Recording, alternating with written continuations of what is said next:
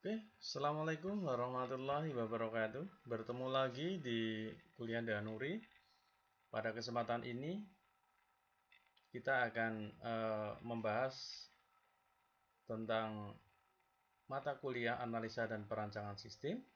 Pada kesempatan ini kita akan mengkhususkan mempelajari tentang desain sistem atau perancangan sistem. Pada pertemuan yang lalu, kalian sudah membaca slide ini dan saya minta untuk mendefinisikan apa itu perancangan sistem, alatnya apa, tahapnya apa, mungkin contohnya juga apa, dan tugas itu sudah kalian kirimkan ya, cukup bagus.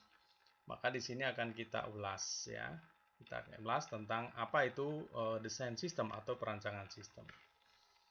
Yang pertama, di dalam pengembangan sistem yang sudah kita pelajari pada pertemuan yang lalu ya, mengenal adanya model pengembangan sistem. Salah satu contoh model pengembangan sistem yaitu waterfall model. Waterfall model ya, ini salah satu contohnya. Ada V model, ada prototype model, ya, ada SDLC model dan sebagainya. Saya ngambil contoh yaitu waterfall model ya. Nah, pada kesempatan yang lalu kita sudah mempelajari analisa di sini. Nah, karena sebelum UTS ya, kita pelajari analisa sistem di sini. Requirement and Analysis System. Jadi mengenali permasalahan sistem, mengenali kebutuhan sistem, ya, kemudian bagaimana sistem itu berjalan, ini sudah Anda kenali dan sudah bisa pada tahap requirement dan analisis ya. Nah, selanjutnya ini setelah UTS kita akan pelajari di sini yaitu desain sistem. Terus kapan kita pelajari coding? Ya, ini pelajarannya di bahasa pemrograman. Testing kapan? Bahasa pemrograman juga, ya. Ini kapan implementation dan maintenance? Ya, ini pembelajarannya pada saat nanti ada proyek akhir, ya, ada rekayasa perangkat lunak. Nah, di sini nanti pembelajarannya. Oke. Jadi, yang kita pelajari sudah analisa sistem, sudah mempelajari ini mau akan desain sistem. Oke ya, next ya. Kegiatan perancangan sistem. Kegiatan perancangan sistem ini adalah kegiatan yang dilakukan setelah tahap analisa. Jadi betul sekali.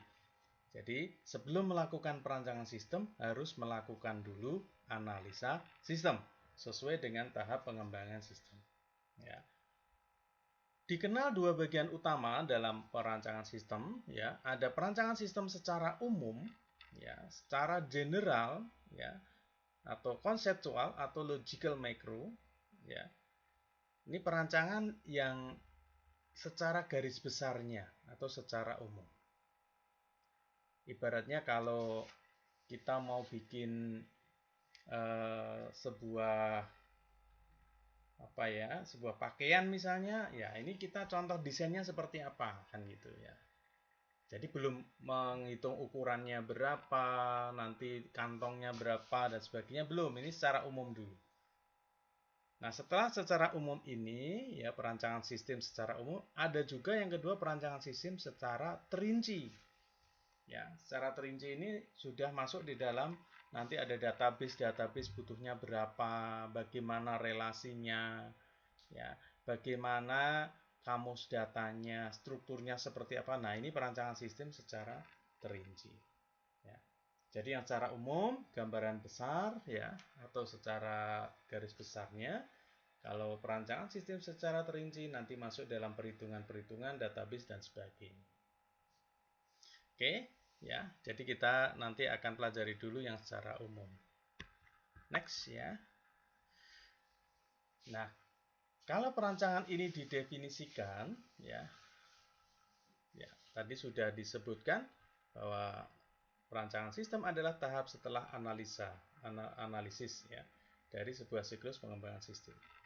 Pendefinisian dari kebutuhan-kebutuhan fungsional yang ada di dalam sistem yang bisa digambarkan dengan menggunakan HIPO. HIPO ini singkatan dari hierarki, input, proses, output. Nanti kita contohkan.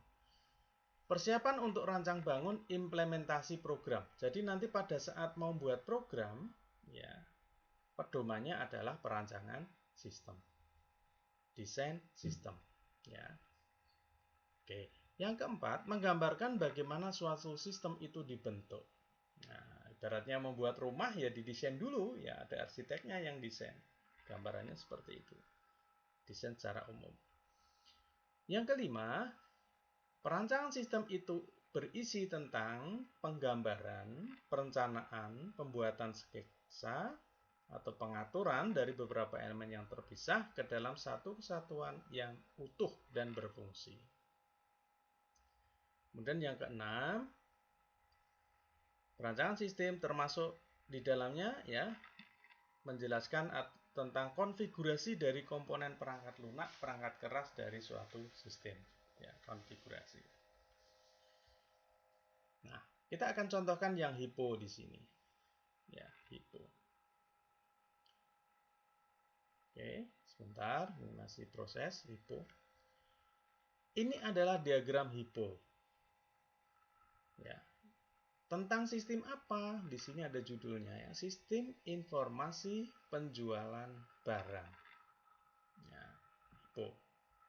Hierarkinya seperti ini. Deretan yang di sini ini adalah deretan I. Ini singkatan dari input ya. Input data barang, input data pelanggan. Ada barang, ada pelanggan. Terjadi transaksi di sini, transaksi penjualan. Transaksi ini termasuk proses. Ya. Masuk proses. Sebentar, kembali ini ya. Saya balik lagi.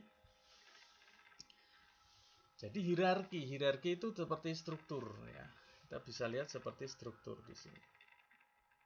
Input, proses itu berisi transaksi, perhitungan, ya, peminjaman, pengembalian dan sebagainya. Apa itu output? Output ini berupa hasil dari sistem. Bisa berupa laporan barang, laporan pelanggan, laporan penjualan. Jadi yang ada di sini data yang disimpan di database, ini juga disimpan di database, ini juga disimpan di database, dilaporkan di outputnya. Ini gambaran sederhana tentang sistem informasi penjualan. Kalau dibuat HIPPO-nya, ya. Kalau dibuat HIPPO-nya. Oke, next ya. Kita lanjut, ada contoh lagi ya. Contoh selanjutnya di sini HIPPO tentang sistem informasi rekam medis. Aduh, ya. Oke. Rekam medis. Nah, kita harus tahu di sini. Rekam medis itu harus ada siapa data utamanya. Oh, ada pasien ya. Apalagi data obat. Apalagi data petugas. Tambah data dokter boleh enggak? Oh, ada data dokter dan seterusnya. Tinggal luasan sistem Anda nanti seperti apa. Ini harus dilaporkan semua nanti data yang tersimpan di database. Nah, di sini nanti ya. Ada obat, ada pasien, ya, ada petugas mana. Nah, ini belum ada laporan petugasnya. Transaksinya apa? Membuat rekam medis. Karena judulnya rekam medis ya. Melakukan pembayaran pasiennya, membuat resep. Ini adalah proses atau transaksi. Jadi inputnya di sini, baris input, datanya disimpan di database, nanti dilaporkan di sini yang tersimpan di database tadi. Yang tersimpan di database dipakai juga untuk transaksi atau proses. Contoh yang lain, nah ini perpustakaan. Sistem informasi perpustakaan. Aduh, bentar ya. Nah, inputnya apa? Di perpustakaan itu ada buku, ya, ada anggota, juga ada petugas. Nanti outputnya pasti ada buku, anggota, ada petugas. Nah, petugasnya belum dilaporkan ya. Buku dan anggota dan petugas itu terjadi proses atau transaksi peminjaman. Ternyata sudah pakai barcode peminjamannya. Juga terjadi kegiatan proses pengembalian. Proses penghitungan denda. Ya, ini proses, ini transaksi. Lu kan kalau peminjaman buku kan tidak ada uangnya, Pak. Kenapa disebut transaksi? Ya, transaksi tidak harus berupa uang. Ya, transaksi tidak harus berupa uang. Proses rental, ya, sewa itu juga termasuk transaksi. Ya, dia termasuk proses. Oke, ada contoh yang lain. Saya ke bawah. Oke, reservasi atau pemesanan alat ini. Aduh, ya sebentar. Nah, ini contohnya. Duh, sebentar. Oke, ya. Input data member, ya, lewat pendaftaran, input data produk, input jadwal. Transaksi pesan, nah, pemesanan. Karena transaksinya pemesanan di sini sudah muncul. Pengembalian. Ya, MSI ini buku ya, buku ya. Terus perhitungan denda. Laporan buku anggota, ini belum diubah, ini masih punya Everboost ya. Kemudian ada lagi sistem perpustakaan. Ini sistem apa? Ini dia. Oke. Cafe ya. Oke. Oke. Sistem informasi kasir pada kafe.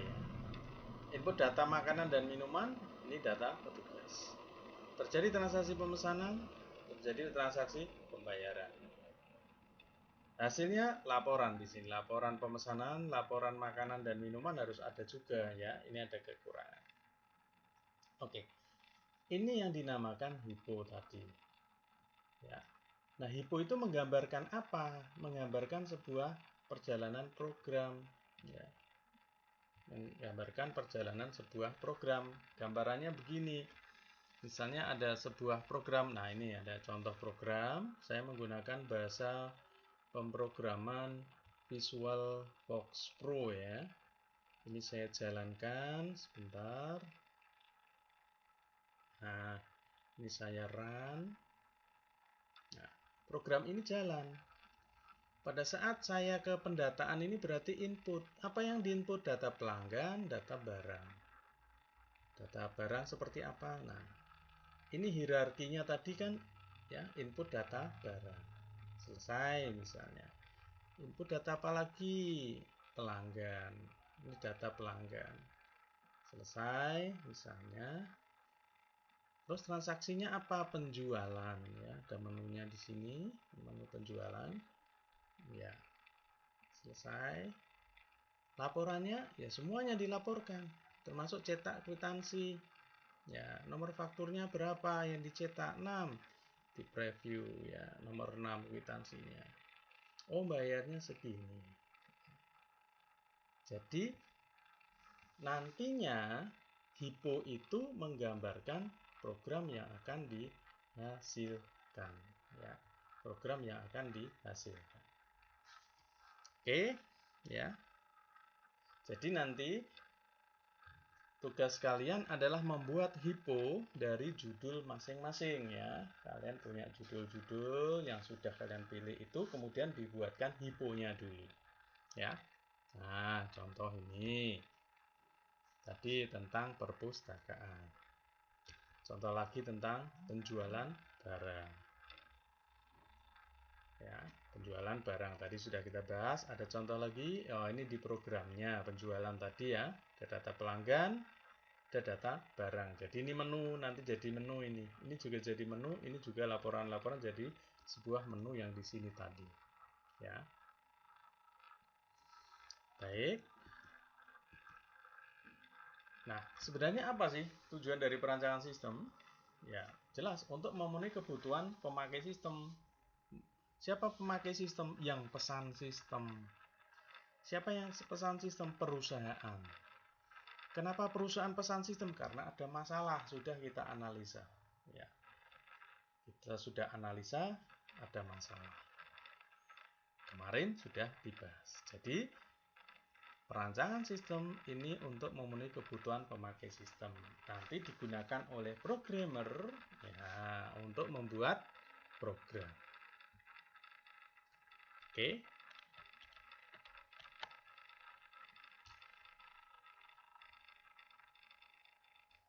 Ya.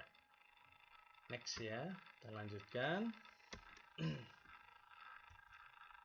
Nah, untuk mencapai tujuan ini, perancangan sistem memiliki beberapa sasaran. Rancangan sistem harus berguna, mudah dipahami, dan nantinya mudah digunakan. Jadi nanti tulisannya yang standar saja ya, jangan neko-neko ya, kotaknya sesuai aturan saja. Rancangan sistem harus dapat mendukung tujuan utama perusahaan sesuai yang telah ditetapkan ya. Jangan melenceng dari tujuan perusahaan. Judulnya tentang perpustakaan, ya ternyata hasilnya adalah tentang rekam medis. Itu enggak sesuai gitu ya. Itu melenceng jauh sekali ya.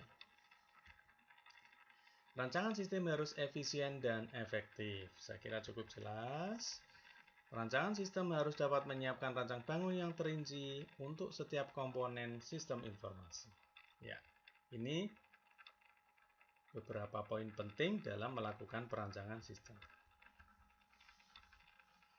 Nah, siapa yang terlibat? Nah, personel yang terlibat jelas si analis sistem, spesialis pengendalian, penjaminan mutu, spesialis komunikasi data, dan lain-lain ya. Semua personil di dalam EDP Manager ya. Dalam bagian EDP, Electronic Data Processing, sebuah perusahaan. Jadi semua berperan. Lanjut. Ada beberapa tekanan ya. Tekanan itu tantangan ya. Pertama tentang integrasi ya, ada sistem baru. Nah, ini kalian harus belajar lagi. Misalnya sudah belajar tentang Windows ya. Ternyata ada Android, tantangannya tekanannya pakai Android atau pakai Windows. Nah, ini harus hati-hati. Jalur pemakai atau sistemnya. Jadi user itu juga nanti mintanya macam-macam, maka harus hati-hati di dalam analisa kemarin ya. Jangan sampai melebar antara need dan use ya, kebutuhan dan keinginan. Nah, ini harus benar-benar sudah disepakati. Tekanan persaingan ya. Jadi ada persaingan dari perusahaan lain yang memiliki fitur yang lebih bagus misalnya. Nah, di sini juga si perancang sistem harus lebih jeli untuk melihat itu. Kemudian yang D, kualitas dan kegunaan informasi. Nanti yang dihasilkan dari perancangan sistem ini harus benar-benar yang berkualitas dan berguna ya, usability dan quality. Kemudian yang keenam, kebutuhan-kebutuhan sistem ya, ini harus sesuai dengan yang diinginkan perusahaan. Ini beberapa tekanan penting di dalam melakukan perancangan sebuah sistem. Baik.